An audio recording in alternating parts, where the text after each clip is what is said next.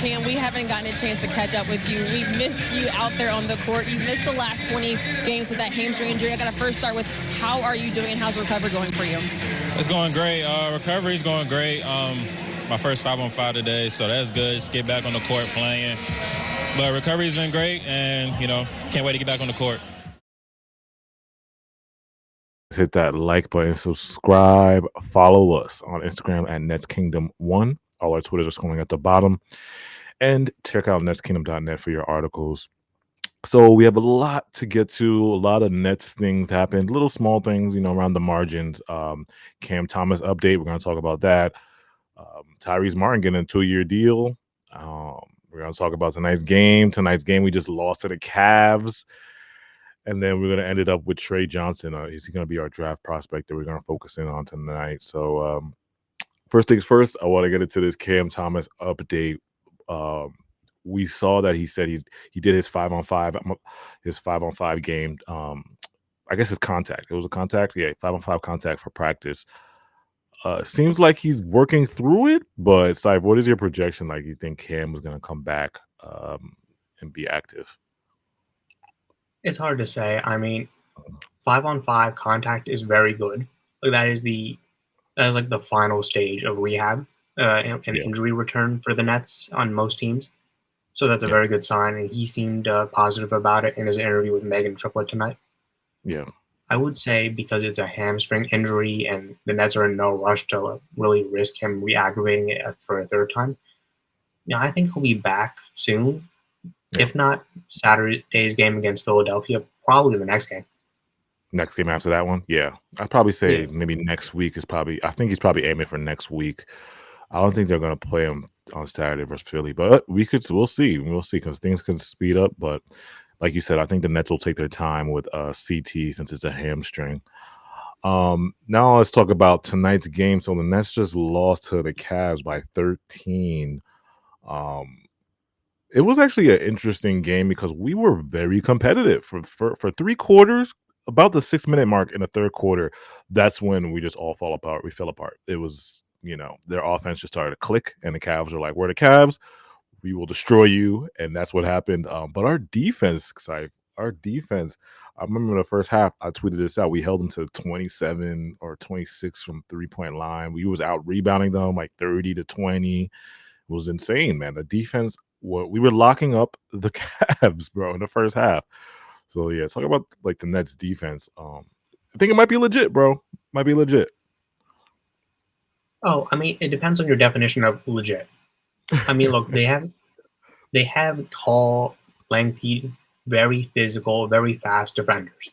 Like, they have all the guys with good defensive tools, Claxton, Williams, Johnson. They have all these switchable, versatile guys, and they're all bought into Jordi Fernandez's system. Yeah. So, in that regard, they're a good defensive team.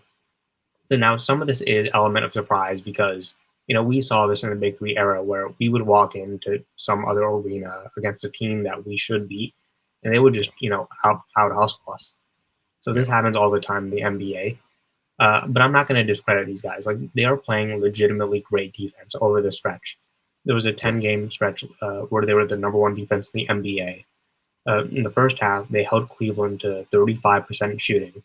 Yeah. Donovan Mitchell had 10 points on 4 of 12 shooting. Like they just pressure the ball handlers, and even if they do get beat off the dribble, Claxton has been a real threat under the rim.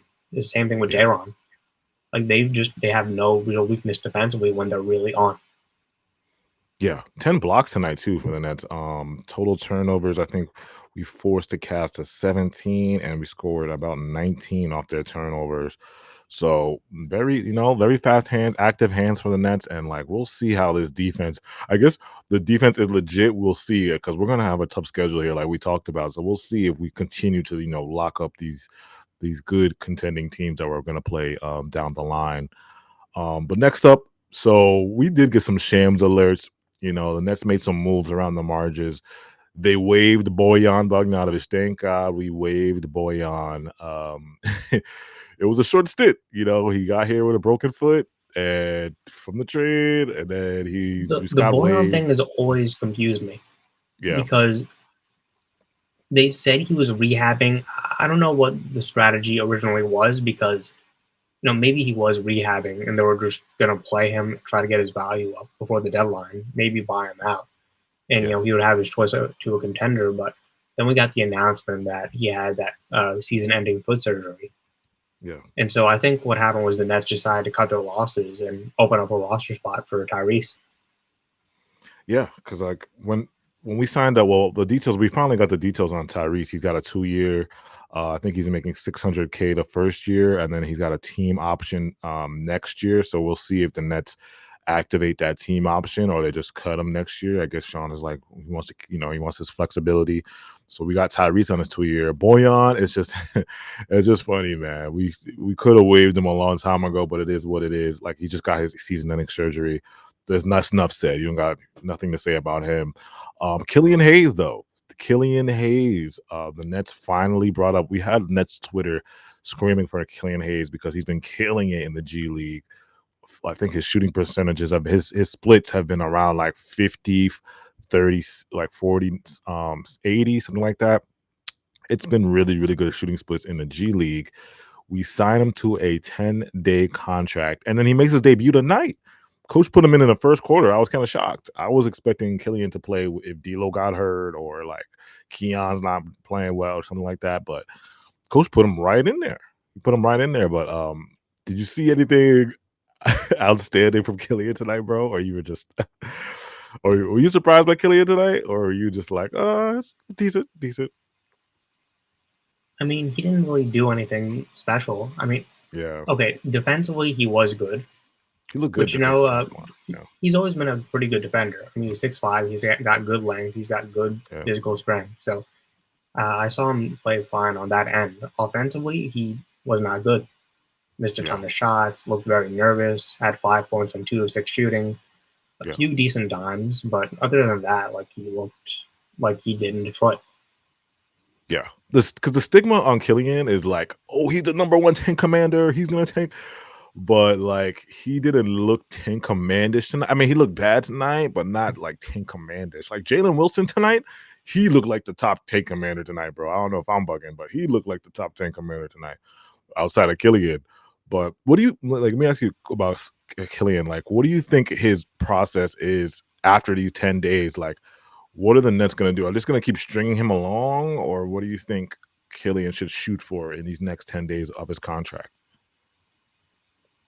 I mean, with Mm, D'Angelo Russell did get hurt in the middle of this yeah. game with an ankle Mm, sprain, had to miss it, so he might miss some extended time. So that's right. a perfect opportunity for Killian. I mean, we need a backup ball handler, and he fits that role perfectly. So in the next 10 days, just try his hardest and just Yeah. hope for You a think you fully think they're gonna guaranteed give him contract for the remainder of the season. so you think they're gonna give him another 10-day, or they're just gonna guarantee him for like yeah, I don't think because Tyrese's contract is around 600, 700,000. right. So I don't know how much his money would be because the Nets are a million under the luxury tax. Okay. Okay. So yeah, we'll see. We'll see what they do with Killian. But yeah, he made his debut tonight. Shout out to Killian. So There's last a chance thing, they could yeah, just give him. So sorry to interrupt. There's a chance yeah, they go could ahead. give him if they like what they see. They could just wait Mm. until the end of the season, then the off season give him a 1 year deal when we have plenty Yeah, of cap space. yeah, that makes sense. Because I wouldn't mind him being, just a salary filler guy on this team next year. Because I want to tank next year too. So if he gets salary filler next year and we're gonna have a bunch of cap space, I'll take Killian. I'm cool. He's a cool PG. Still young too, by the way. That's the crazy part. Next, so we're gonna talk about Tre Johnson, man. We know we've been doing draft content. Tre Johnson right now is mocked at 6 shooting guard out of Texas, 6'6", 185 pounds. Tre Johnson, man, they are calling him the best scorer in this NBA draft. Pure scorer, pure bucket getter, kind of like we were talking about this before. He's a 6'6" version of Cam Thomas. So if the Brooklyn Nets don't get a top 3 pick, and we're in that 4, 5, 6 range, like we were talking about last time with VJ. Um, talk a little bit about Trey. Like, do you do you think it's worth him taking? Do you think Trey is worth it, or do you think like out of those three, Casper's, VJ, Trey, like do you think he's the most valuable out of those three? Because people say in this NBA, bucket getting is the most valuable at trait. The most valuable, getting a bucket, shooting, scoring is the most valuable trait in this league. But what do you think about Trey, bro? I mean, I like Tre Johnson. In the case of the Nets, I said it, 6'6" Cam Thomas. We don't really Yeah. need him because we already have Cam Thomas, and Cam Thomas has proven to be an elite scorer in this NBA. And as for Tre Johnson, I mean, look, he's the leading scorer in the SEC conference. 19.8 points per game, 44% from three, 44% from the field, 37 from three, 88 from the line. All the same strengths, all the same weaknesses. Really good pull-up shooter, perimeter creator, mid-range threat. Yeah. Struggles to really see the court, rebound, defend. And he's a very good pull-up shooter. I believe he's 37% on pull-up threes for the season. He has a ton of value outside, but if the Nets were to end up in the 4 to 6 range, I would target probably someone like Casper or VJ Edgecombe. VJ. Yeah, because it's funny because I'm looking at his scouting report at NBADraft.net, and they're literally saying the same thing you're saying. Like this NBA comparison is Cam Thomas, and then it says his weaknesses: solid athlete, but not incredibly explosive or real quick. Can show more commitment defensively and may struggle defending quicker. Perimeter players at the next level can protect the ball better when driving and can wear negative body language. So it seems like he does have the same exact weaknesses as CT. But I think as far as Trey, do you think his shot selection is similar to CT? Because CT's shot selection was very criticized coming into the NBA. Does Trey take bad shots, or does he take shots in the flow of the game and still scores efficiently? If you really want to get down to the nitty gritty of comparing him to CT, you know what I'm saying? I mean, it depends on what your definition of a bad shot is. Because I don't think Cam Thomas really, in the context of his career, I don't think he ever really took that many bad shots. And even last year, and he even said this before at the start of the season, he got handed the grenade a ton, and he had to run around with it and chuck it up, and he had no choice. So it's hard to really say. And look, when you're a high volume scorer, you're going to take a ton of shots that don't look pretty all the time. That's just the nature of the NBA. So very rarely am I going to criticize someone's shot selection when they're taking that many shots and when they have to and when their system requires them to. Yeah, no, that's a great point you made because it really is about the system. And with CT too, in his defense, he does get a lot of grenades because whenever he's on the court, it's he's basically the only scoring option. So it's if the shot clock be going down 3, 2, here, CT, take the shot, and then he has to take some crazy fadeaway 3 with the shot clock going down, and he makes some of them though. Not gonna lie, he makes some of them. I mean, look, but he does get a fair share amount. Look at the Nets. Okay, I said this earlier. The Nets were the number one offense. The number one defense the last 10 games. They've been the 29th offense. Yeah. Imagine if Cam Thomas was here. They'd be just handing him the ball and be like, "Okay, Cam, save us." Yeah, exactly. And so as far as we get back to Tre Johnson, it's yes, if let's say we get 6, right? Because that's where Trey is mocked. So it's do you take the best player available? I guess he would be the best player available. So I'm assuming Sean will just take him. But you could reach in the draft and be like, oh, well, let's get Maluach. He's a center. He's more of a need. Or, you go for another need in that part of the draft. But you think about the CT and Trey kind of backcourt, it's oof, defensively, that's kind of, that's a little nasty because, they're both, a little shaky on the defense. CT hasn't really, he can play make, but it's not at a high enough level to be a PG yet. So it's it would be a kind of weird fit.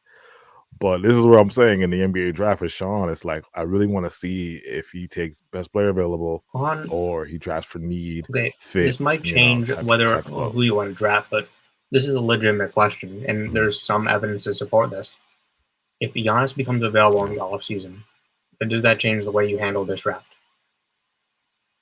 Yeah, that's That's a and that's a big thing you put there because we did get the news that Sham just came out randomly this week and was like, "Well, Giannis is not happy. He's gonna reconsider a lot of things." And I'm like, "That's kind of like random. Like you just come out and say that randomly right after the All-Star break." And it's been And then Bobby reported Portis that goes down the with the Nets drug really thing. want Giannis. Yeah.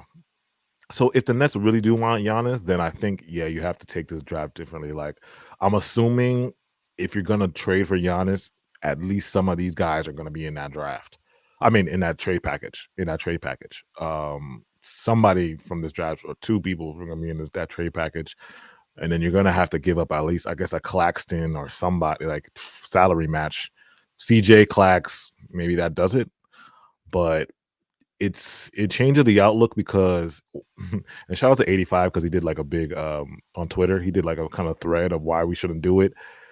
It really hampers the Nets salary wise, and then it hampers us trying to build around Giannis. Like the team that Giannis is gonna have if we make the trade for him is gonna be nasty. Like it's gonna be the disgusting team that it's gonna be worse than what he has in Milwaukee the right Twitter now. GMs, and I know people like because they're so obsessed with Giannis. It's trade for Giannis, and then it's like, oh, that's not good enough. Oh, just trade for someone else, and I'm like, who? It doesn't make any. And here's the thing: Giannis, by the time we get him, will be in his age 31 season. And just to create a team around Giannis in one off season, and just trying to get whoever's available, it's just so risky. It's so risky. It takes a ton of time. It's just a very dangerous strategy, which is why I'm against trading for him specifically. Now, if it was someone younger, like Anthony Edwards became available, I would say, oh yeah, go for it. He's young enough. Ja Morant, John LaMelo, Morant. like those type of guys. Yeah, like if it's someone young enough, or Zion, like you could sell me on that, and I can understand the strategy there. But I don't know, trading for someone that old is always so difficult. Yeah, and like you gotta speed like with that type of player, you gotta speed up the process again. You speed up your timeline, then you have to start building with because Giannis is not gonna just be here with some rookies and sophomores, playing la-di-da-di-da-di ball. He's not gonna be doing that. He wants a team that can go to the finals. And so you gotta all the picks we have this that's plan. All the picks we have, he's gonna be like trade those picks for someone else, and it just you're going down a rabbit hole that you really don't want to go down. But it's something you have to consider with the front office, which is why if Claxton would be in the trade, in my opinion, and if he is, and we keep this pick, then I'd say draft Malawak. Okay, yeah. Unless we keep Claxton and we trade Malawak or whoever the 8th pick ends up being. Whoever the 8th pick, yeah. It's so like this summer, like it's so many things that's gonna go. Like we really gotta. I feel like Sean is gonna really kind of not expose himself, but what direction he's in, because around that draft time, you're gonna see like, okay, is he gonna trade CJ? Is he gonna make a move up, or is he gonna trade these picks for somebody? Is he gonna, go for the star? So it's like, or is he gonna just stick with the draft? It's like so many different ways Shaw could go with this, but we'll see what's gonna happen in the summer. So let us know in the comments how you guys feel about Tre Johnson, the prospect out of Texas, 6'6" wing. Let us know how you feel about Killian Hayes, the Nets signing Killian Hayes with a 10-day contract. And also just the state of the Nets. What is your current feeling on the Nets? Let us know in the comments. Follow us on Twitter. Our Twitter just going at the bottom. Hit that like button for us, show support, and then netskingdom.net is where your articles are. So appreciate you guys so much. We'll be back.